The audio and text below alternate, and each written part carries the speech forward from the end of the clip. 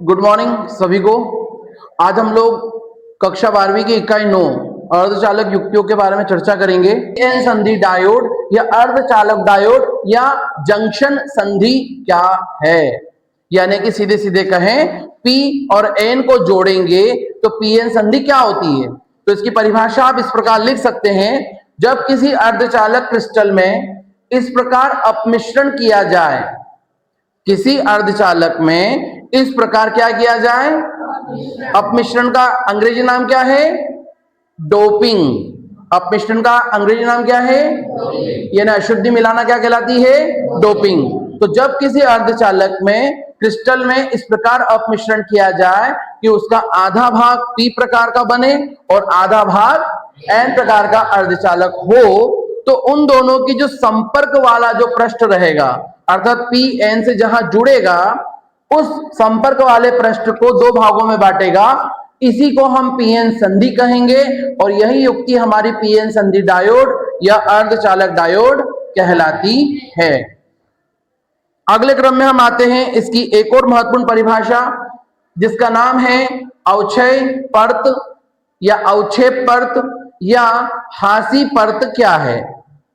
तो अभी हमने बात की कि जहां एक भाग P और एक भाग N बन रहा है और वो जिस भाग पर जुड़ता है, जिस भाग पर क्या करेगा, जुड़ता है, अर्थात पीएन संधि के दोनों ओर एक पतली परत होती है जिसमें न तो होल होते हैं और न ही, इस परत को ही अवक्षय परत, यानी कि इसमें किसी प्रकार का कोई विद्युत धारा का प्रवाह नहीं होगा।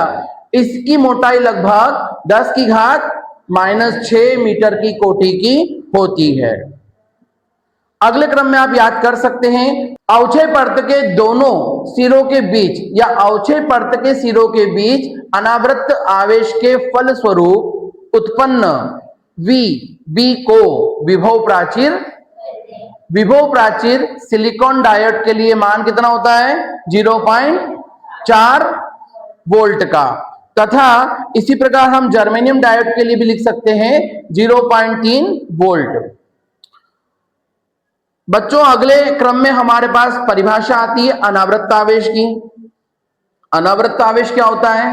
तो अनावृत आवेश संधि के बनते ही, अर्थात P और N दोनों को जोड़ दिया तो क्या बन गई, कौन सी संधि, क्या बन गई, पीएन संधि बन गई। तो पीएन संधि के बनते ही ऊष्मीय विक्षोभ के कारण संधि के दोनों ओर धारा वाहकों का विसरण प्रारंभ हो जाता है, अर्थात P से होल कहां जाएंगे, N की ओर, और N के इलेक्ट्रॉन कहां जाएंगे, P की ओर।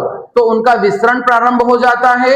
N प्रकार के अर्धचालक से कुछ इलेक्ट्रॉन P प्रकार के अर्धचालक में और P प्रकार के अर्धचालक के कुछ होल N प्रकार के अर्धचालक में विस्तृत हो जाते हैं तथा अपने अपने पूरक से मिलकर उदासीन हो जाते हैं। यहां पूरक का मतलब इलेक्ट्रॉन का पूरक होल है और होल का पूरक इलेक्ट्रॉन है। उदासीन होते हैं। इस प्रकार संधि के पास N क्षेत्र में निश्चल ऋणावेशित दाता अब आयनों की P क्षेत्र में निश्चल ऋणावेशित ग्राही आयनों की अधिकता हो जाती है, जो उदासीन नहीं हो पाते हैं। जो उदासीन नहीं होंगे उन्हीं को हम कहेंगे अनावृत आवेश। तो इस